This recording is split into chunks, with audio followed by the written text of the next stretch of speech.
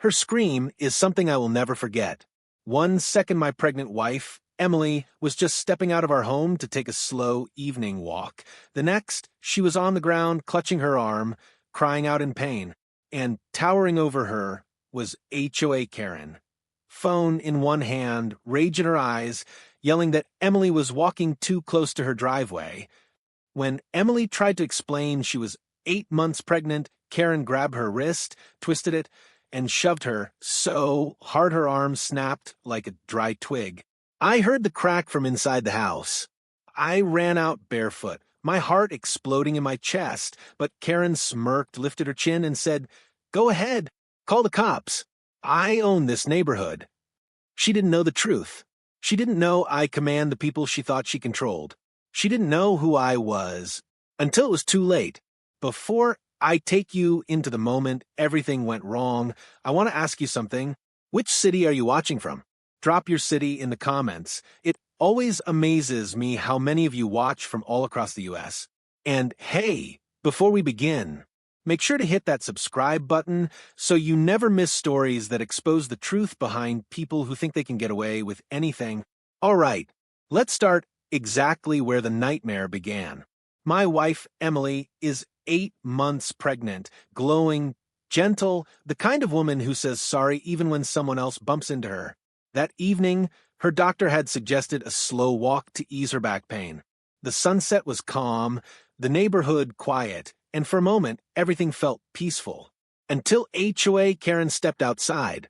If you've never met a Karen who thinks she owns the entire neighborhood, consider yourself lucky.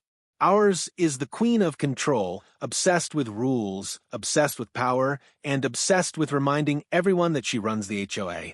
The instant she saw Emily walking near her driveway, she stormed out like she'd caught someone committing a crime. She shouted that pregnant women walk too slowly and block property space. Emily tried stepping aside. She even apologized because that's who she is. But Karen didn't want an apology. She wanted dominance. And she picked the wrong woman to bully. What she didn't know was who I am, what I do, and the authority I hold, the kind that can flip her world upside down. She broke the wrong woman's arm, and I was about to show her exactly what that meant. Emily's scream wasn't just a sound, it was a stab straight through my chest. I had just stepped into the kitchen to grab her water bottle when I heard it. A sharp, terrified cry that didn't sound like the gentle woman I married. It sounded like someone in sudden, unbearable pain, the kind that steals the breath out of your lungs. The bottle fell from my hand. I sprinted out the front door, and what I saw made every muscle in my body lock in shock. Emily was on the ground, her palm pressed to the pavement, one arm twisted under her. Her face was pale, her breath shaky, tears clinging to her lashes. She was 8 months pregnant, and she couldn't even lift herself upright. Above her stood HOA Karen, chin raised high like she'd just accomplished something noble. Her lips curled into this smug, crooked smile I'd seen too many times, the kind she wore when she believed she'd won. "You don't get to walk near my driveway," she shouted, pointing a finger at my injured wife like Emily was the threat. I told her to step back. She didn't listen. My hands turned into fists. "Emily," I said, ignoring Karen's voice completely, kneeling beside my wife. "Baby, look at me. What happened?" But Emily couldn't get the words out. Her breath came in broken gasps. Her right arm was bent where no arm should ever bend. The skin was already swelling. She was trembling, not from the fall, but from the shock. Karen scoffed loudly. "Oh, please," she's being dramatic. She tripped. Pregnant women lose balance all the time. I turned my head slowly toward her. "Did you touch her?" She didn't even blink. I grabbed her wrist to move her back. She was invading my property line. My jaw clenched so tightly I tasted blood. "You grabbed my pregnant wife?" She should have listened. Karen snapped, folding her arms like she was the victim. "And if you call the police, just remember, I run this HOA. Nothing happens here without my approval." That was the moment her confidence shifted from arrogance to ignorance, because she had no idea who she was speaking to, no idea who I really was. No idea that she'd just crossed a line she wouldn't walk away from unchanged. But I didn't give her that truth yet. Not then. Right now, all I cared about was Emily. I'm calling an ambulance, I said firmly. Karen actually laughed. For what? A little sprain? Don't waste emergency resources. My head snapped toward her with a glare I rarely use. The one I save for criminals, liars, people who think their power is unbreakable. She took a small step back, maybe for the first time sensing she'd pushed too far, but still clueless about just how far she'd gone. Stay away from her, I warned. If you come one step closer, we'll have a different kind of emergency. Karen glared but didn't move. I lifted my phone and dialed 911. Emily whimpered. It hurts so much. I held her face gently with my free hand. I'm right here. Don't move. You're safe. While the operator dispatched help, neighbors began stepping out of their homes. Some peeked from windows. Some lingered on porches. A few rushed closer, whispering confused, alarmed. A woman named Denise, from across the street, hurried forward. Oh my God, Emily! What happened? She cried, kneeling beside her.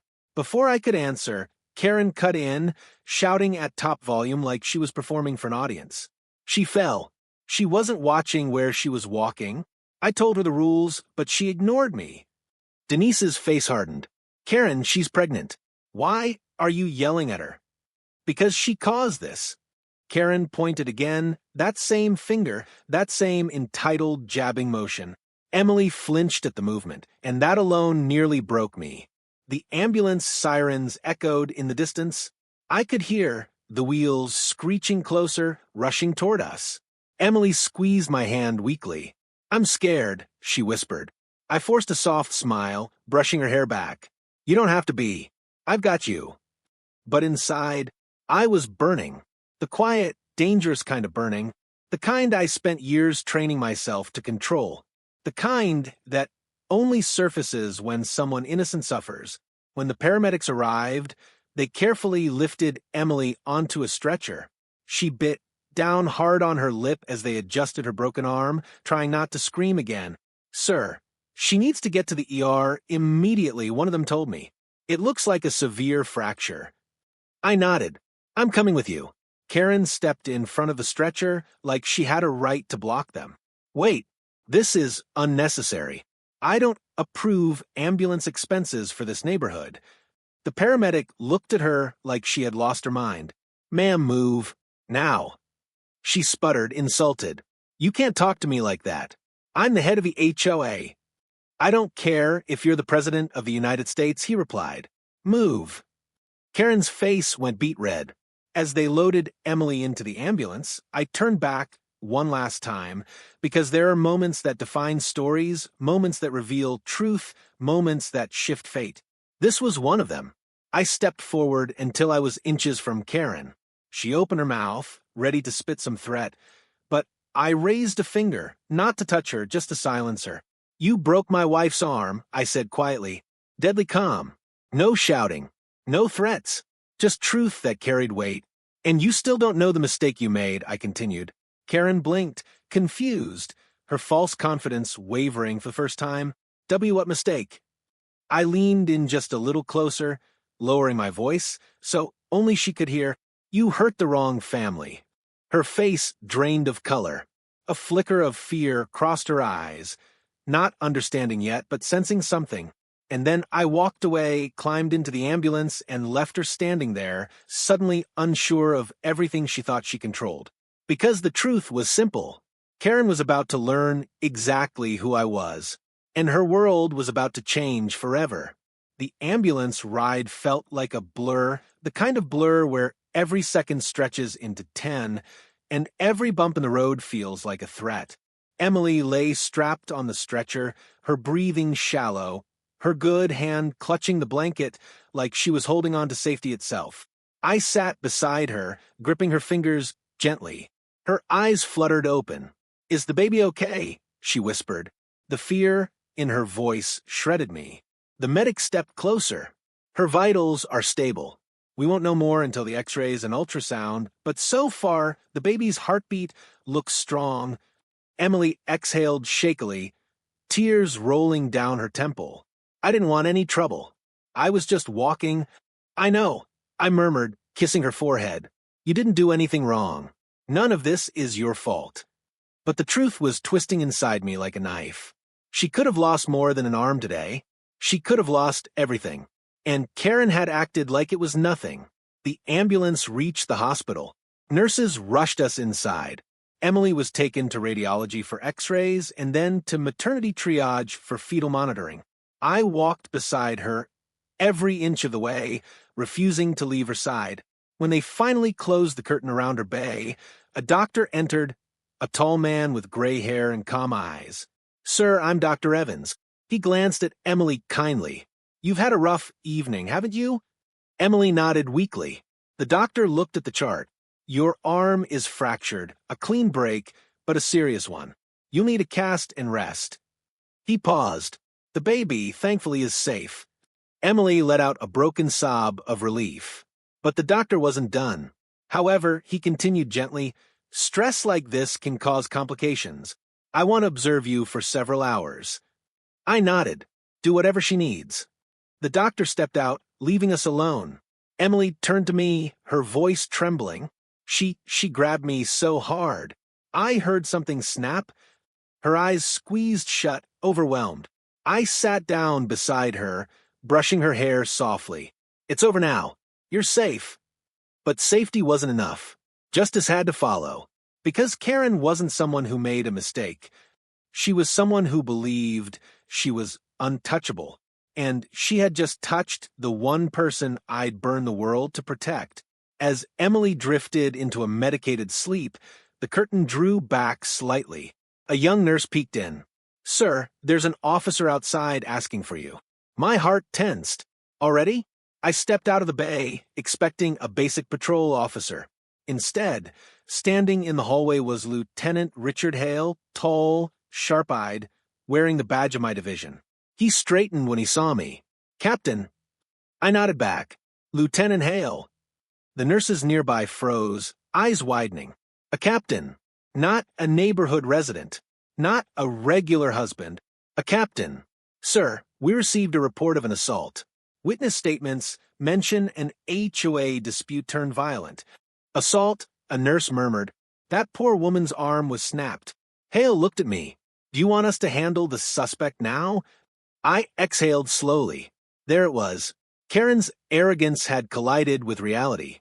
"Not yet," I said quietly. "Give me a moment." Hale nodded.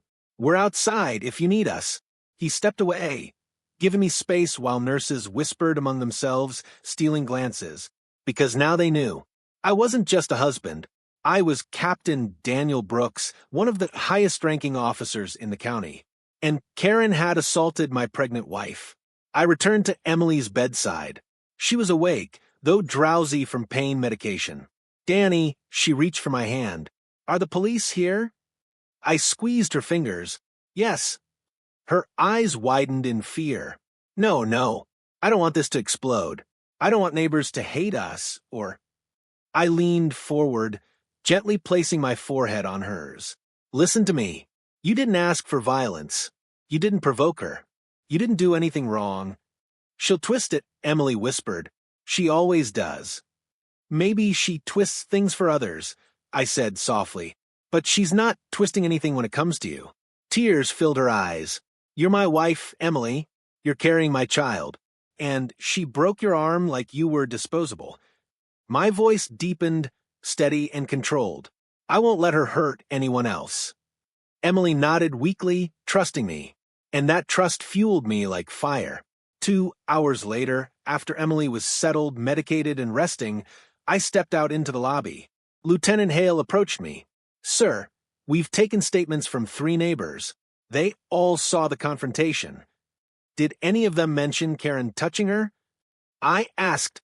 Hale opened his notebook. "Yes. One witness said she twisted your wife's arm. Another said she shoved her." My shoulders stiffened. "Good." Hale hesitated. "Sir, do you want us to arrest her tonight?" I inhaled deeply. Part of me wanted Karen cuffed immediately, humiliated, dragged out of her house in front of the neighborhood she terrorized. But another part of me wanted something larger than an arrest, something she would never forget, something no HOA meeting could silence. I turned to Hale. Before we take action, I want every detail secure. Body cam ready. Witnesses aligned. Everything airtight. Yes, sir. And Hale. Yes, Captain. She doesn't get a warning. She gets consequences. A slow, grim understanding crossed his face. Karen was about to face something she'd never imagined. Not because I wanted revenge, but because I wanted accountability.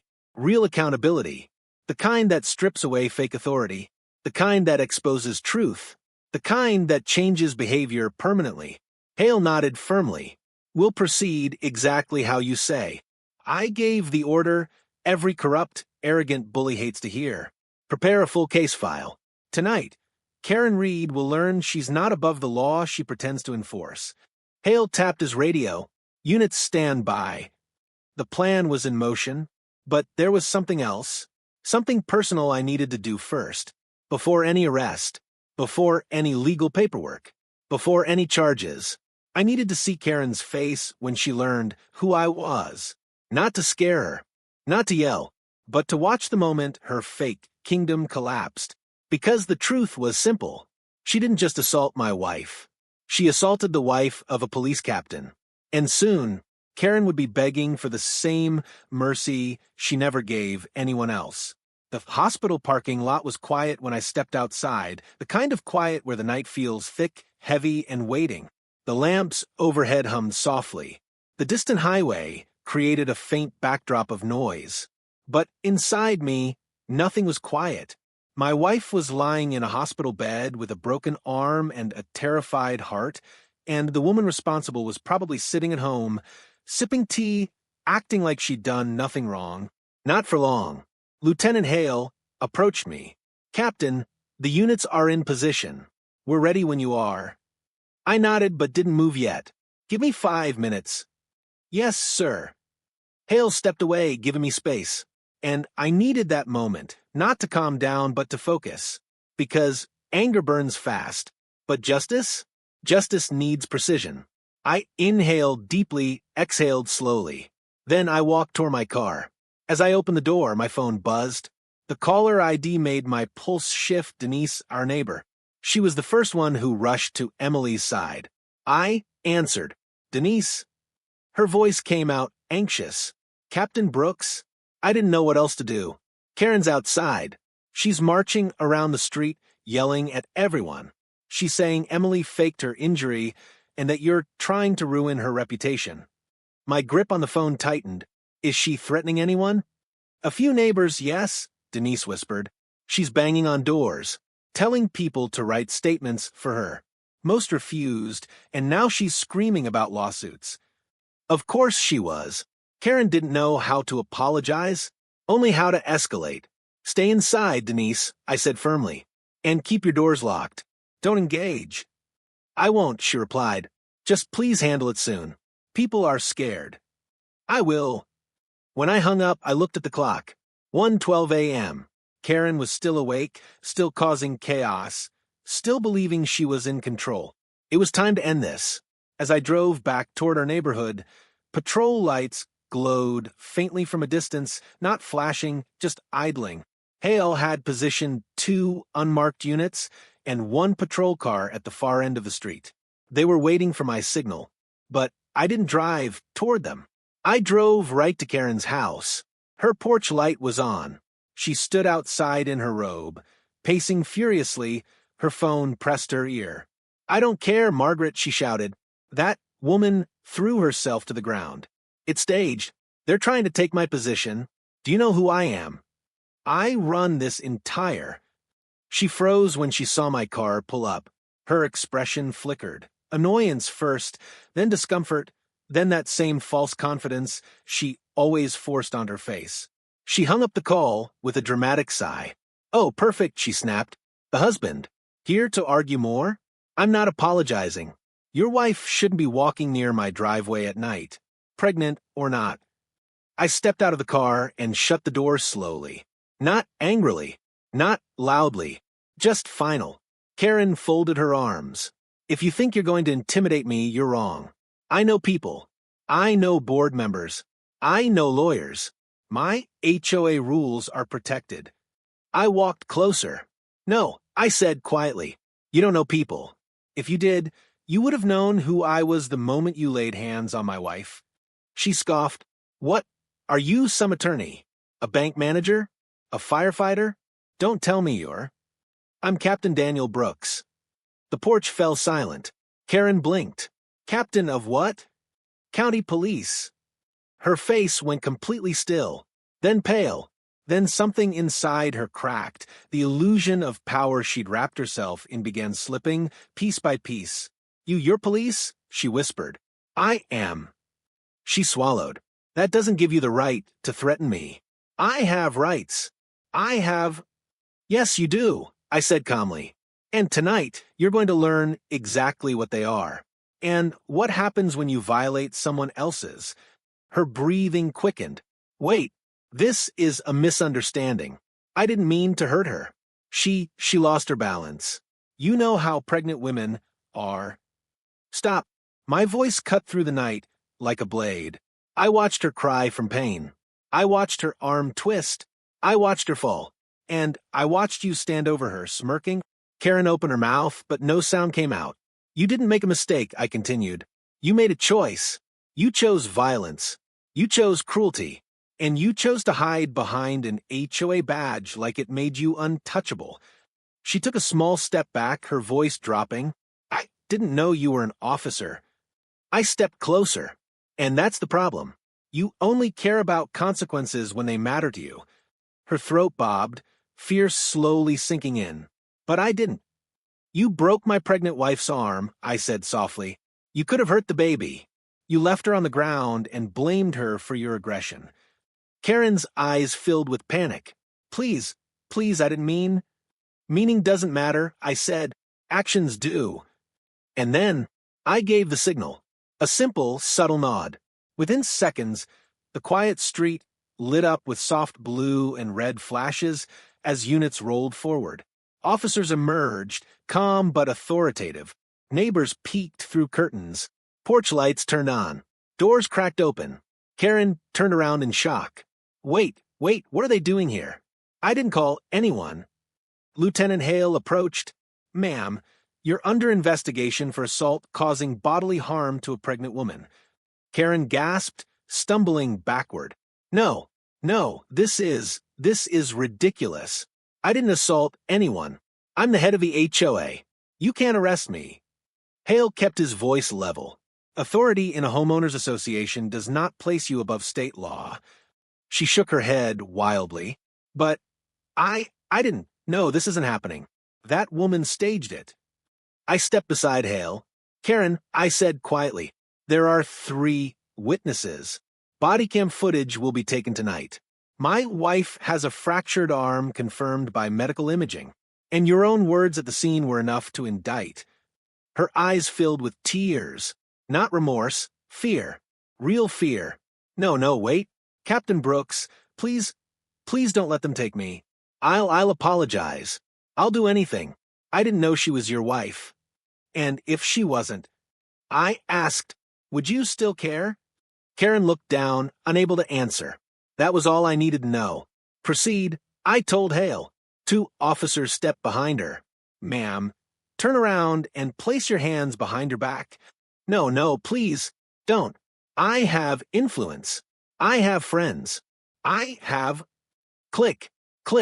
Handcuffs locked around her wrists. Karen froze, trembling. Neighbors watched silently as she was led toward the patrol car, the same woman who had spent years bullying them, humiliating them, threatening them, now powerless.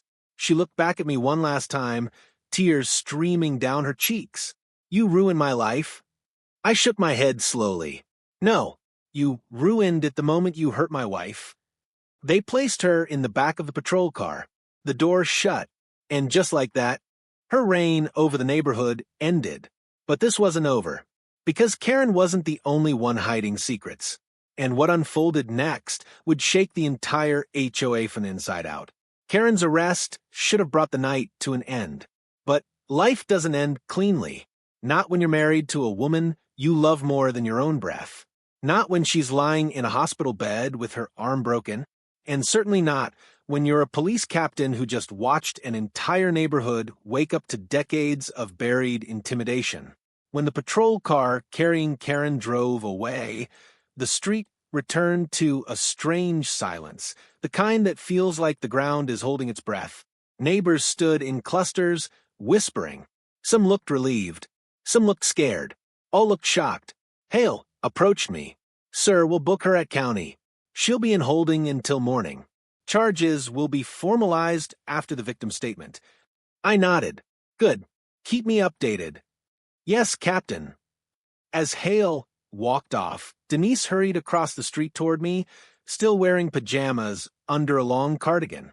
"Captain Brooks, thank you," she said breathlessly. "I've lived here 12 years. I've never seen anyone stand up to her like that." "She shouldn't have been allowed to terrorize people this long," I replied. Denise swallowed. "There's something you should know." I raised an eyebrow. "What is it?" She glanced around nervously, lowering her voice. "Karen has files. On everyone. Threat emails. Notes from HOA meetings that never made it public. She blackmailed half the board to keep her position." I stiffened. "How do you know?" Denise hesitated, then looked at me with guilt. "Because she tried to blackmail me too. I used to be on the HOA board." There it was, the first crack in a much bigger iceberg. "What did she threaten you with?" I asked. "My son," Denise whispered. "A parking violation he got 2 years ago. She said if I didn't vote her way, she'd make sure the HOA fined us thousands." My stomach turned. "She used your child against you." "She uses everyone against everyone," Denise said, trembling slightly. "Captain, she has a storage room in her garage. Locked. She keeps all her records there. If you want proof of her behavior for court, that's where it is." I exhaled slowly, piecing everything together. Karen wasn't just aggressive. She wasn't just entitled. She was systematic. Her control wasn't accidental. It was intentional, organized, calculated. This wasn't an HOA bully. This was an HOA tyrant. Denise's voice cracked. "She can't come back. Please don't let her come back." "She won't," I assured her. "Not after what she's done." "Thank you," she whispered and hurried back across the street. The neighborhood lights faded behind me as I drove toward the hospital again. Inside the maternity room, Emily was awake, eyes half open for medication, but lucid enough to know I had returned. The soft blue glow of the ultrasound monitor reflected on her face. "Danny," she whispered as I sat beside her. "You didn't get into trouble, did you?" I shook my head gently. "No, but Karen did." Emily blinked. "Is she arrested?" "Yes." A tiny breath escaped her. Part relief, part disbelief, part exhaustion. "I can't believe she actually did that to me," she said weakly. "It still doesn't feel real." I slid my hand into hers. "It's real. Too real. And now it's documented, witnessed, and in the system." She stared at her cast, then at me. "Do I really have to press charges?" My voice softened.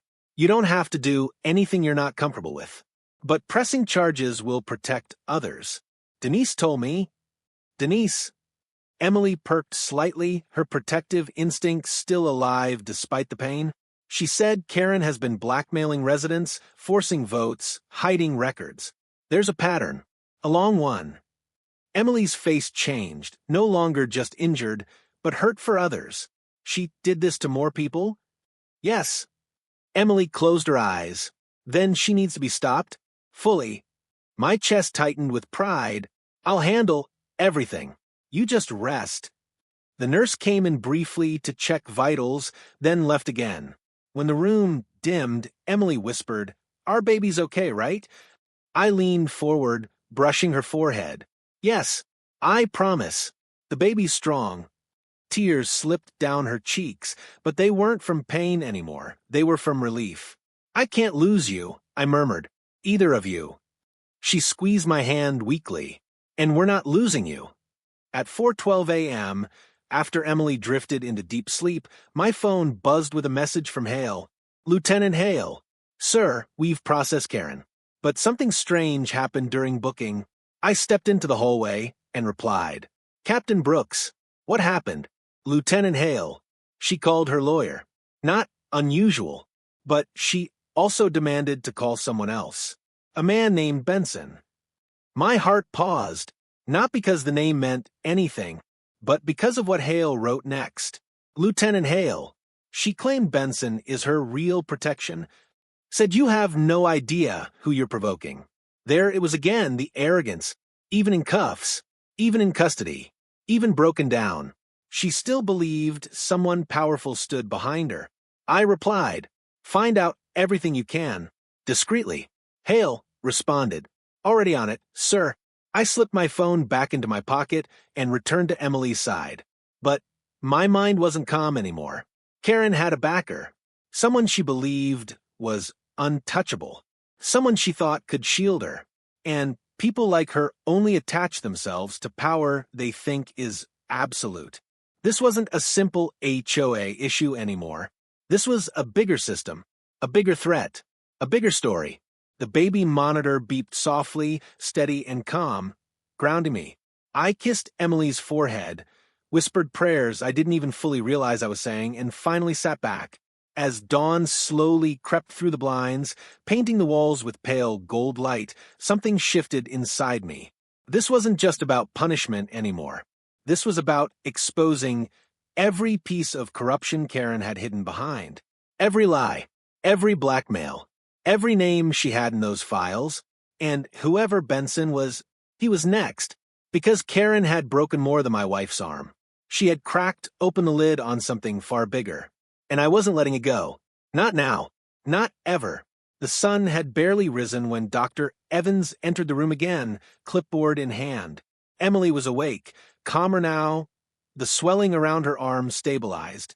The baby's heartbeat stayed steady through the night, the only thing that gave me any peace. Mrs. Brooks, Dr. Evans smiled gently. Your baby looks great. We'll discharge you later today if everything continues to look stable. Emily exhaled slowly, relief softening her face. I took her hand, but inside me, something else was building, something far from calm. Because Hale had messaged me again. Lieutenant Hale, sir, you'll want to see this. We found something in her statements. I didn't want Emily worrying. So I kissed her cheek and said softly, I'm going to get you breakfast. I'll be right back. She nodded, trusting, unaware that I was stepping out not for breakfast, but for truth. I met Hale outside the hospital near the visitor parking lot. He had his tablet with him and a look on his face that told me something serious was coming. Sir, he began, Karen said something during interrogation that changes the scope of this case. I crossed my arms. Tell me. Hale clicked the screen. A video popped up, a recorded snippet from her interview room. Karen sat handcuffed, hair messy, robe still on, but her voice was still dripping with entitlement. On the video, she leaned close to the table and whispered, You people think you can arrest me? Benson will fix this. He controls half the HOA budgets in this county. I protect him, he protects me. Captain Brooks has no idea who he just picked a fight with. My eyebrows tightened. Did she say first name? No, Hale replied. But she gave us something else. He pulled a photo from a folder. It was a grainy picture of Karen standing with a man in a suit, tall, fit, mid-40s, brown hair slicked back. A handshake captured mid-frame. And behind them, a banner reading, Community Development Funding Gala, thank you sponsors. I knew that banner. Every police officer did.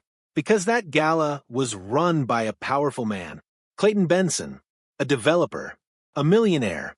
A man who donated heavily to politicians, HOAs, housing committees, and had been rumored to control entire boards without ever attending a meeting.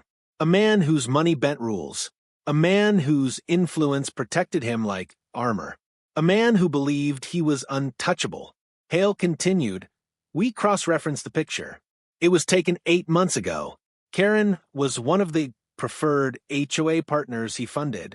And sir, there's more. He pulled up another document on the tablet, a spreadsheet, found during a search warrant of her devices. At the top, Benson priority cases, list of HOA names, board members, violation codes, fines issued, payments owed, and next to each one, totals in thousands.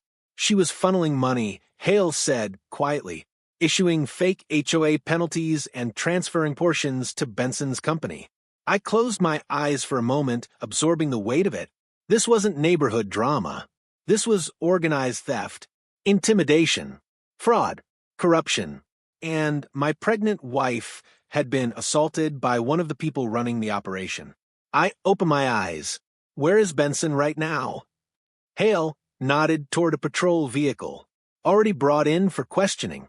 He's waiting for you in interview room 3. Good, because I wasn't letting anyone hide behind Karen's actions. At County HQ, the air felt different the moment I walked in, thicker, quieter, aware. Officers nodded at me, stepping aside as I passed. They already knew pieces of what happened. Word spreads fast when a captain's family is hurt. Hale led me to the interrogation wing. Inside interview room 3, I saw him, Clayton Benson. Perfectly pressed suit, expensive watch, relaxed posture, like he was sitting in a hotel lounge, not a holding cell. He looked up slowly, recognizing me. Captain Brooks, he said with a smooth, practiced smile. I heard about your wife. Unfortunate incident. Unfortunate. My chest tightened, but I kept my voice controlled. Mr. Benson, I said calmly, taking a seat across from him, we found financial ties between you and Karen Reed. He raised his eyebrows innocently. Karen is passionate, a bit intense, but she's been helpful for community oversight. Helpful. I repeated. She broke my wife's arm. He shrugged slightly. I'm sure it was a misunderstanding. Emotions run high. Neighborhood disputes happen. That was all I needed to hear. The casual dismissal, the mask of indifference. Let me be very clear, I said, leaning in. We have evidence of fraudulent violations, fines that went directly to your accounts, intimidation of board members, and Karen named you as her primary protector. His jaw tightened. Only for a second, but I caught it. You're reaching, he said, voice cold. Nothing you found will hold up in court. HOA operations are messy. Mistakes get made. People exaggerate. He was confident, too confident, which meant he believed his tracks were covered. I turned toward the observation window and nodded. Hale entered with another file. I slid it across the table. Inside was everything Karen kept in the storage room we raided at dawn. Emails, threat notes, screenshots, ledgers, voice recordings, files labeled with names of residents, including Benson payout logs. Benson's mask cracked, this time visibly. You didn't have a warrant for that, he snapped. Yes, we did, Hale replied. Signed by Judge Alder at 4 this morning. Based on statements from multiple witnesses. I leaned in, lowering my voice. You're done, Benson. Karen was just the front. You're the money, the pressure, the real threat. And both of you hurt the people I swore to protect. Benson's eyes narrowed. He leaned forward too, whispering sharply, You think this ends tonight? You think you're the biggest badge in this room? Captain or not, you have no idea who I answer to. I held his stare. I don't care who you answer to, I said quietly, because you're answering to me now. The room fell silent. Then Benson leaned back and smirked. A dark, knowing smirk that didn't belong to a man who'd been caught. You have a pregnant wife in the hospital, he said softly. Maybe you should worry about protecting her instead of chasing shadows. My blood turned ice cold. Is that a threat? Hale snapped, but Benson smiled wider. Just a suggestion. That was it. This wasn't just corruption. This was danger. Real danger. And it wasn't over. Not even close. Benson's smirk stayed with me long after I left the interrogation room. Not because he scared me, but because his confidence wasn't the kind you fake. It was the kind built on protection, power, connections, people who believed they were above the law. I walked down the hallway, jaw tight, mind racing. Hale kept pace beside me. Sir, he said, lowering his voice, we can charge him with financial fraud, conspiracy, and aiding harassment. But If he's hinting at outside protection, we need to be ready. I know, I replied. What do you want to do? The answer was clear. Finish it. By the time I returned to the hospital, the sun was high, the air warmer, and Emily was sitting up in bed eating oatmeal with her left hand. She looked tired but safe, and that was enough for me to breathe again. Her eyes lit up the moment she saw me. Danny, what happened? I kissed her forehead before sitting. Benson's involved. Karen wasn't working alone. Emily set her spoon down, concern replacing exhaustion. Are we safe? Yes, I assured her. We're not going anywhere. But even as I said it, my phone buzzed. Unknown number. I stepped into the hallway and answered quietly. A deep voice spoke. Smooth. Cold. Controlled. Captain Brooks. I froze. I see you've taken an interest in my associates, the voice continued. Especially Karen Reed. Who is this?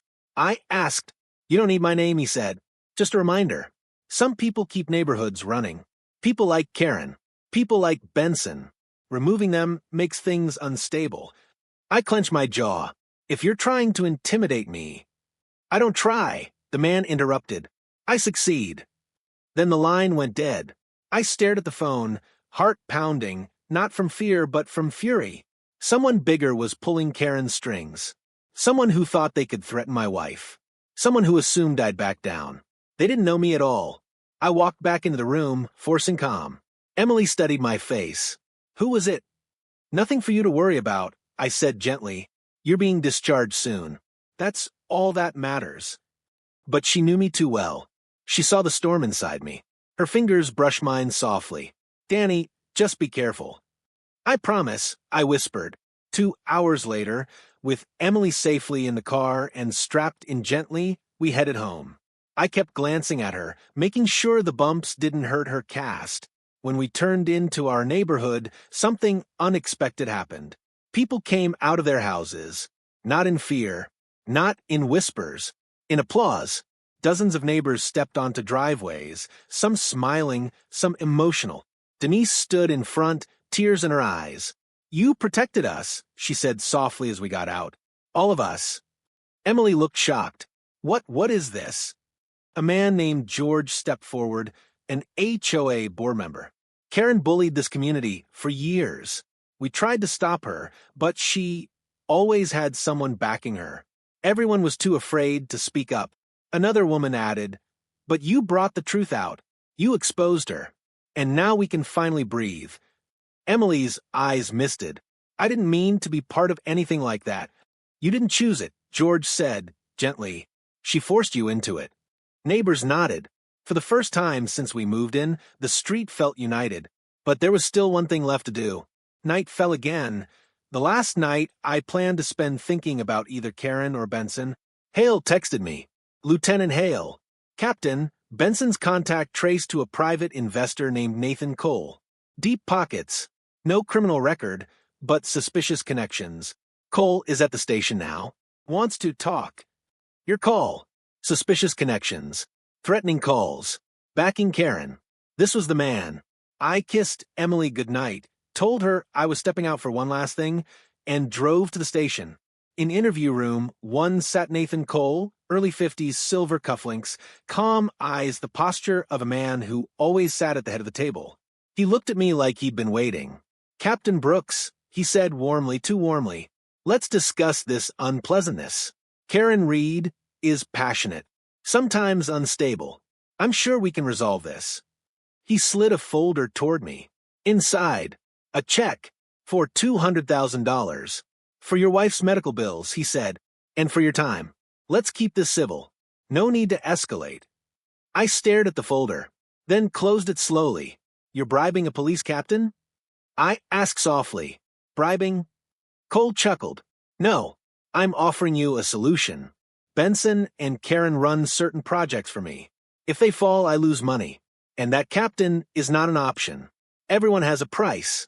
Consider this goodwill. I leaned forward, calm but deadly. My wife suffered. I said, my unborn child was put at risk, and you think money fixes that? He smiled. Money fixes everything. I stood up. You're under arrest. For what? He laughed. I nodded to the observation window. Hale stepped in with 2 officers. For attempted bribery of a captain, Hale said, conspiracy, tampering, financial fraud, and intimidation. Cole's face finally cracked. Anger, disbelief, fear. You'll regret this, he hissed as officers cuffed him. I'll bury you. I'll bury your career. I met his eyes. You threatened my family, I said quietly. Now, watch how fast yours burns. They took him away. And for the first time, the entire network collapsed. Karen, Benson, Cole. The chain snapped from all ends. When I got home, Emily was sitting on the couch, resting her cast on a pillow. She looked up anxiously. Everything okay? I wrapped my arms around her gently. It's over, I whispered into her hair. All of it.